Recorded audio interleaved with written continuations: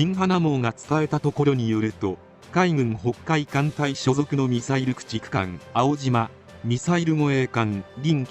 総合補給艦広志沢湖からなる艦隊がウェイガン北海艦隊参謀長の指揮下、米国、オーストラリア、ニュージーランド訪問のため青島の某軍港を出港した。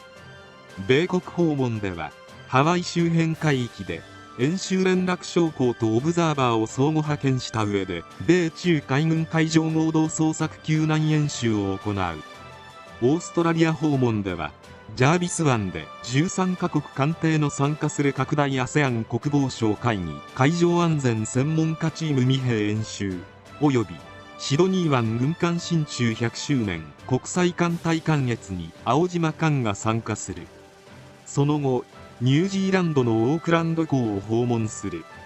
将兵680人余りが搭乗し、ヘリコプター1機を搭載。